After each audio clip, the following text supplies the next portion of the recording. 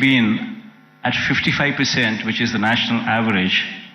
We're at 40%, whereas Telangana is at 62.87% of the state's GSDP comes from just the services sector, that is the tertiary sector, and predominantly from Hyderabad. So until and unless you have a similar kind of situation, the Andhra Pradesh's economy, we will never see the rise of the services sector.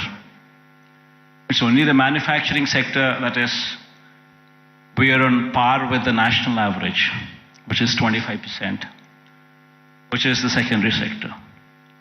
But there is a huge thrust that should be put in the tertiary sector, which should grow leaps and bounds, which is the services sector. And our dependence on agriculture gradually should come down, per se not meaning to say that the growth should come down. The growth in agriculture sector is per se not much. You do not see the kind of numbers what you see in the services sector. So it's very important for any particular state to grow. It's very important that the secondary sector, that is the services sector, that is the tertiary sector, should grow leaps and bounds.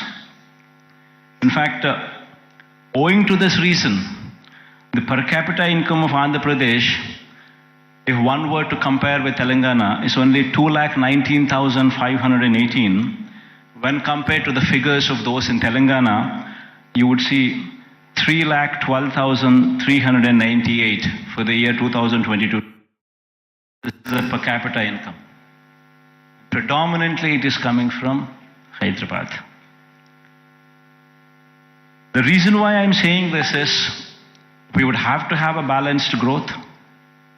We would have to harness the strengths that we have. We have a huge coastline of our second largest coastline, in fact, in the country, 974 kilometers of coastline. Now, this is one potential that we need to harness to ensure that we have an economy which is port-led economy, which would support the manufacturing side.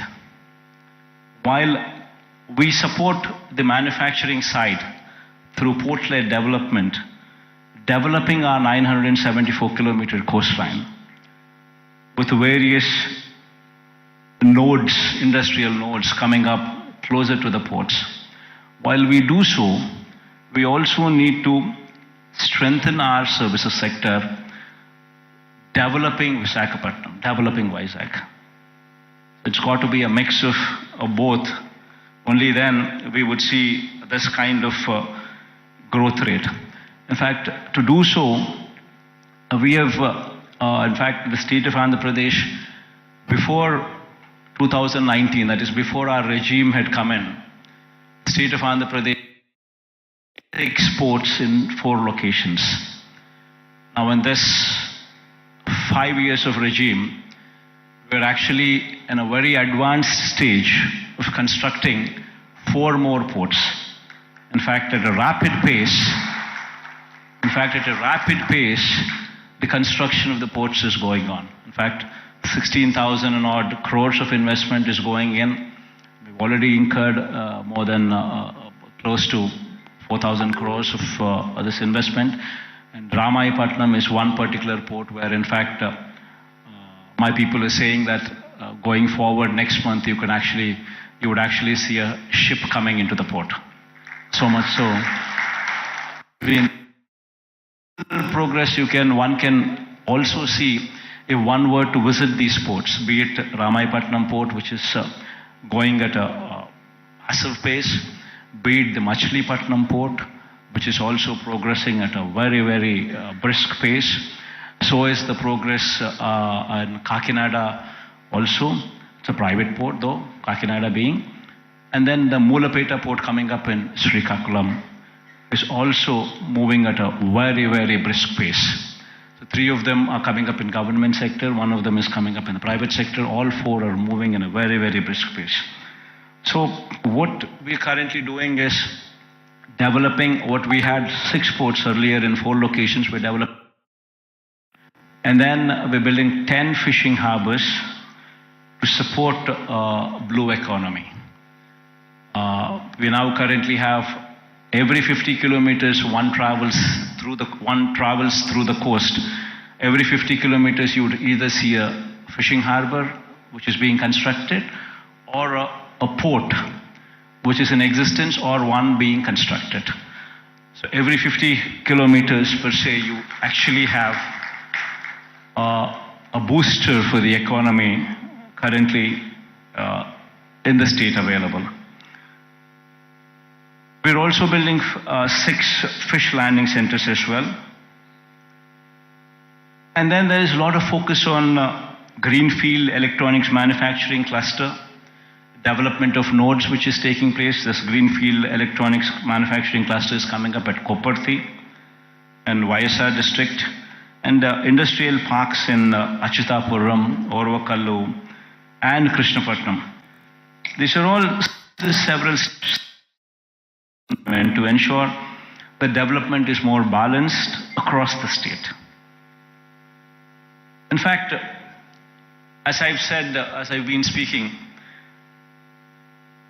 such is the proactive nature of the government, and such is the conducive business-friendly environment prevalent in the state, that consistently for the past 3 years, in the category of ease of doing business, the state is rated number 1. This is one major achievement that the state can boast about, trying to showcase that we per se are very friendly to environment, very friendly to industrialists. Now, having said that, it has attracted almost 13 lakh crores in the Global Investors Summit, which we concluded last year. 352 MOUs were signed, an employment potential of close to 6 lakhs. And at a brisk pace, these MOUs are being translated into reality. In fact, out of 352 MOUs that we have actually signed, in fact, 39% of these MOUs have actually translated into actual commissioning of the plants. So at a brisk pace, these things are happening, and we have also been, the economy per se, if one were to look at it, just doesn't come with only the elite or the aloof or the big manufacturing sector alone coming up. It's got to be a mix of everything. In fact,